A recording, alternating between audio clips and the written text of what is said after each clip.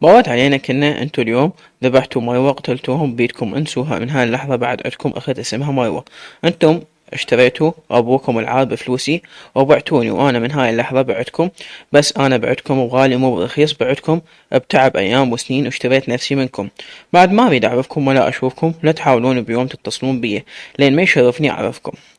كان موقف كلش صعب ما تمنيتها العدوك من يومها مروة بعد ما شفناها صدق طلعت من حياتنا، وبابا طلع من السجن وجهه ما يتفسر وشيماء وضحى وانا قمنا ما نحكي وياه على قد تلبية طلباتنا. قمنا بعد ما ننساه وين طالع، نسأله وين طالع أو ليش رجعت متأخر. صار مثل الخطار، يطب ويطلع للبيت بدون مواعيد، وأحيانا تجي أيام يطول يومين ما يرجع للبيت. علمنا على إهماله وعدم وجوده بحياتنا. لهذا الشي أنا ما متعودة عليه هو ابتعاد خواتي عني. كل وحدة بيننا ابتعدت عن الثانية وكأنما يعاقبون نفسهم على اللي صار بمروة، خصوصا شيماء كلش تغيرت زاد برودها. أحس بيها صارت بعيدة عنه. توقعت على نفسها. ضحى زاد هدوءها وزاد إهمالها دراستها، وصارت روحها هناك معلقة عند بيت خالة أم فرزدق كل يوم تروح لهم، وظليت أنا الوحيدة أتخبر بجدران الوحدة، خايفة أحس بروحي عايشة لوحدي بهاي الدنيا. لجأت بهاي الفترة لصديقتي فاطمة، بنية كلش حبابة الله خلاها بطريقة مثل الرحمة. كان كل شي يصير وياي أحكي لفاطمة، وهي بالمقابل كانت تصبر علي. وقمت كل يوم أروح وياها لبيتهم ندرس سوية. كنت من أدخل البيتهم وأشوف عائلتها كانت أمها حبابة وتستقبلنا بحنان، وعدها أخوان اثنين، واحد متزوج وعازل عنهم، والثاني خاطب يداوم بالكلية، وأبوها رجل كلش مثقف أستاذ جامعي. مرات هو يدرسنا، ومن أشوف علاقتهم الحلوة مع بعض وأشوف مدى الاحترام والمتبادل بين فاطمة وأخوانها وأبوها وأمها، أحس تخنقني العبرة. ربي يديم لمتهم ويحفظهم من كل سوء. اتمنيت بيني وبين نفسي أن يكون لي مكان بينهم وأصير وحدة من عائلتهم. أمها كانت تعرف بقصتي أنا وخواتي وتدري بي دا أمر لمرحلة صعبة ونفسيتي زفت، وما حد يسأل عني ولا أحد يعرف وين الله خالقني. يعني وصلت بيهم المواصيل حتى من الأخر عد بيت فاطمة ما حد يدري بي، ما يحسون على غيابي وتأخيري. وشيماء صارت تاخذ خفارات بالمستشفى، أحس بيها تتهرب من البيت وما تريد تواجه حياتها. وأنا كنت متعودة أنام بحضن شيماء، صرت كل يوم بالليل من أنام أحلم كوابيس حتى قمت أخاف أنام. فاطمة حكيت لأمها عن من الكوابيس وخوفي من النوم، أم فاطمة بتسمت حتى تطمني وتسألني ماما هدى أنتي تصلين؟ سؤالها كلش غريب علي. أنا ما أتذكر ولا مرة صليت ولا بيوم واحدة من خواتي صاحتني للصلاة، حتى لو كلفوا نفسهم يعلموني أصلا هم نفسهم ما يصلون. جاوبتها بخجل لا خالة أنا ما أصلي.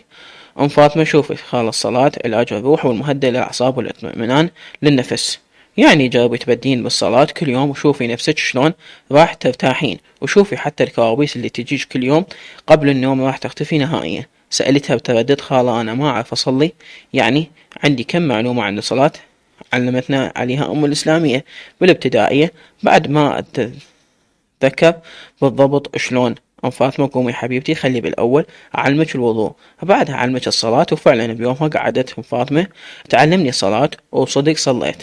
من صليت حسيت بصدري انشرح واكو شي ثقيل كان على قلبي وانزاح.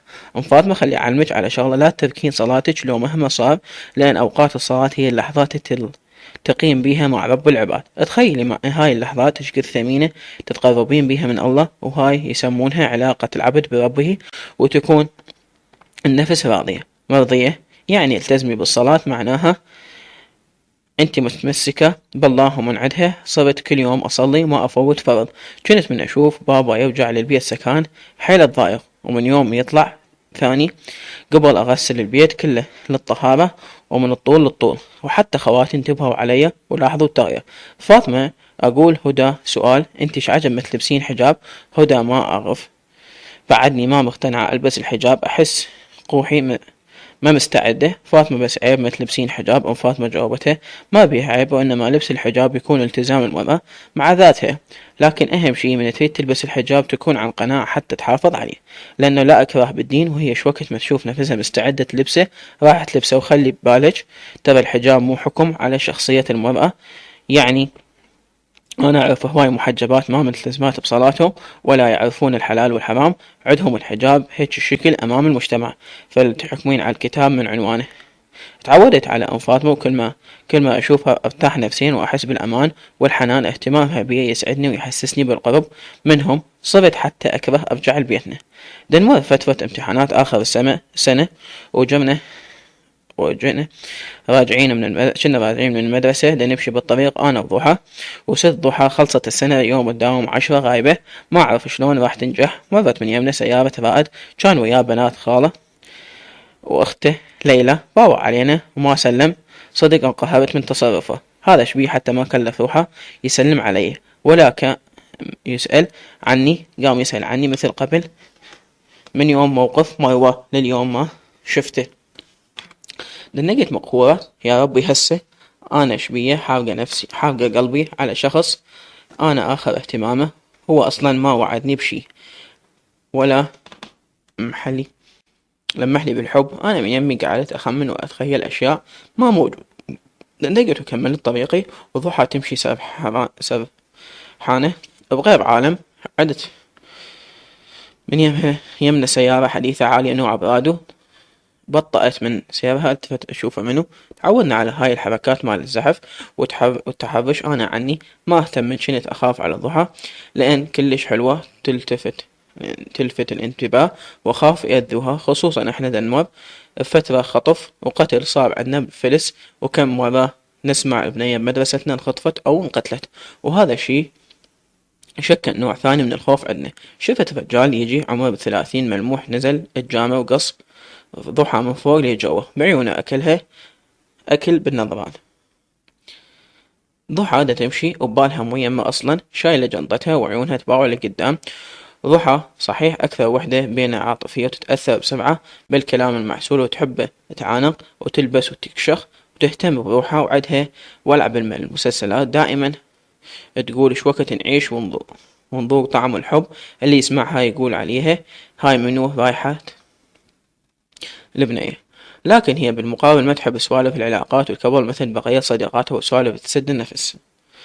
كنا أنا وخواتي نشترك بخصلة وحدة، هي احنا تربية بفينا مستحيل ندس اسم أمي. التفت على الرجال وخزرته لأن قام يذب كلام. هدى خير سالمين، شيل عيونك لا أجي عميهن إلك بالحذاء. كنت أأشر على حذائي المقطع. خير وأنت من يمك لو احترق قلبك لأن ما أتحابش بيك الآن غزمة.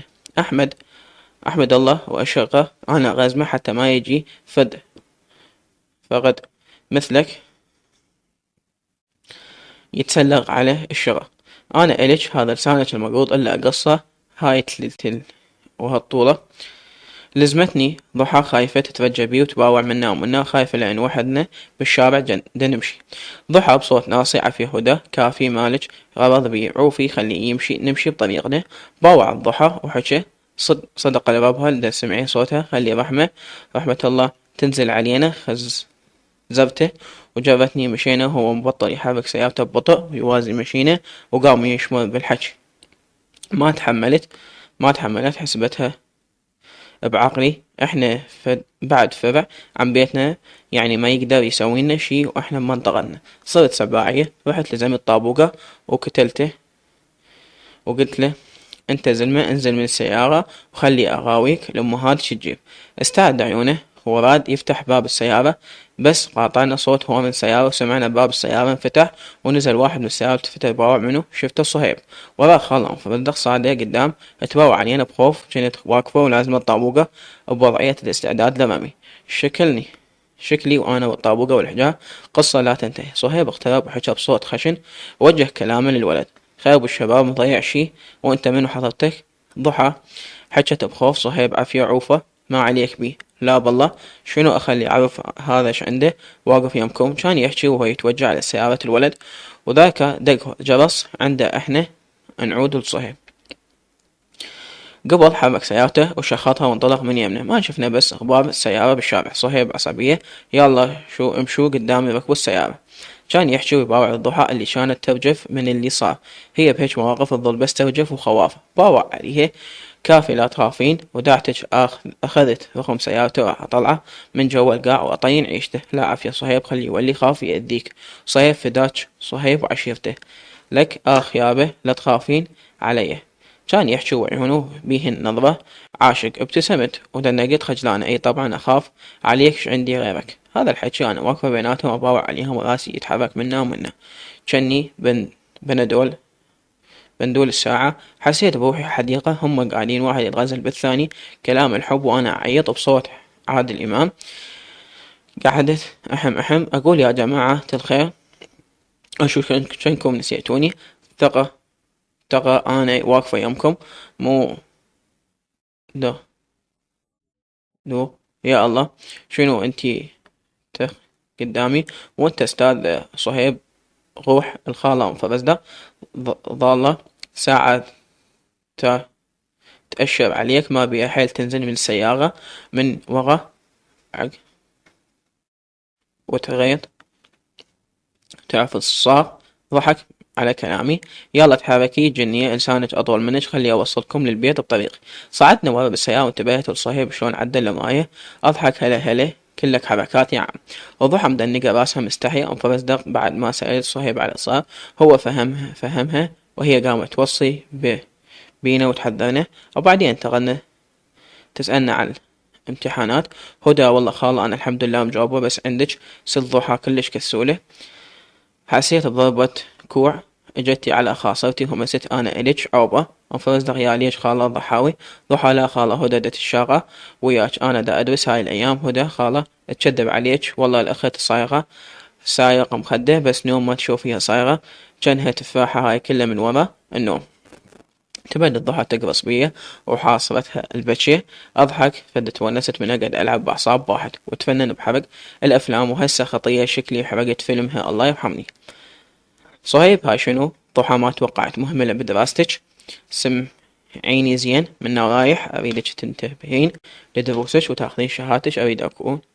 اريد كون اسافر وارجع القاش ناجحة من السادس بمعدل عالي وداخلة كلية زينة ومستلها بالماية ومزلها. اريد افتخر بيج قدام اهلي، اقصد نريد نفرح بيج وبنجاحك. ابتسم دنقت. وصلنا للبيت سلموني على شيومة وخليها تمر علي من تفرغ. ضحى: ان شاء الله خالة.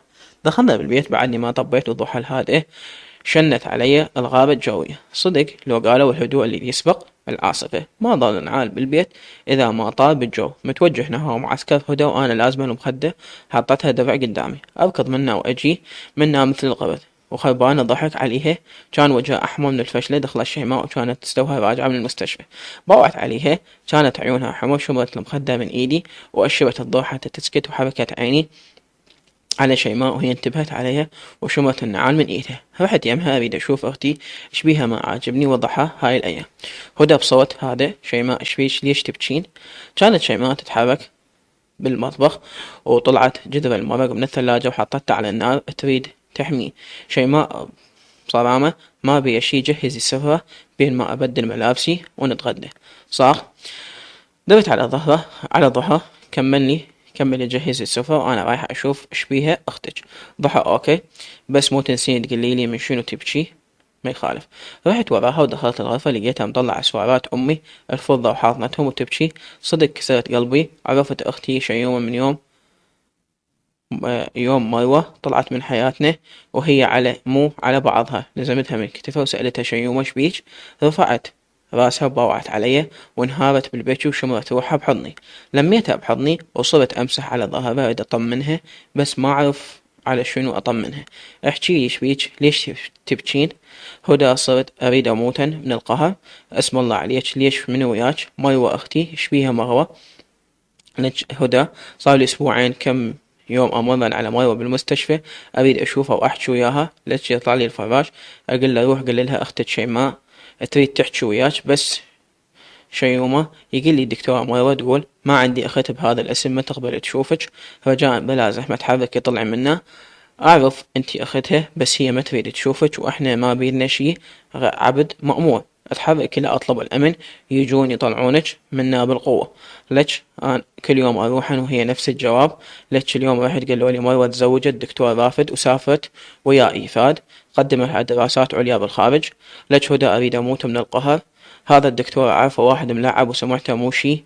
هي شلون سوت هيك وقبلت تتزوج بدون علمنا شلون انطاها قلبها. هدى أخاف من متمكن ماديا وراح يفتح لها عيادة وتت بها مغوى.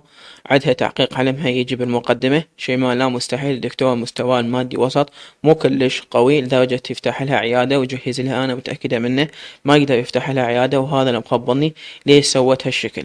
كنا نحكي وسمعنا صوت صياح بابا وعمو أمجد. شي ما قامت من مكانها مرتبكة ومسحت دموعها. روحي طلعي أنا جاية وراك. طلعت وشفت بابا يكسر بالغراض ويكفر ويسب ويغلط، وعمو أمجد يقول له هدي وخلي نفتهم منهم الصاير. أنا لزمت قلبي بيدي وبكل ظني بابا عرف بزواج مروة وكان معصب علينا. ضحى خايفة راحت جابت المكناسة وقعدت تلم بالقزاز. طلعت شمام من الغرفة لابسة دشداشة. شكو بابا الصاير ليش معصب. كنت لازمة قلبي بإيدي. قعد بابا ولزم راسه باثنين ايديه ودنق. امجد روحي جيبي له ماي خلي افتهم منه الصاير. قضاها علي كله صياح وما افتهمت منه شي. رحت جبت قلاص الماي وانطيته لبابا. اخذها مني وشرب ما شربه قبل كلبه. قلبه على راسه فاير من الغضب. امجد هسه يلا احكي لنا الصاير. اثير يحكي ويرجف بغيظ. هذول ولد اخوك اللي عايشين بالخارج طلعوا بايعين هذا المجتمل بدون ما نعرف. اليوم اجاني واحد للشغل طلب مني افرغ البيت. لطمت على حلقي مصدومة وشيماء شهيت وحطت ايدها على حلقها وظلينا وحدة تباوع بوجه الثانية.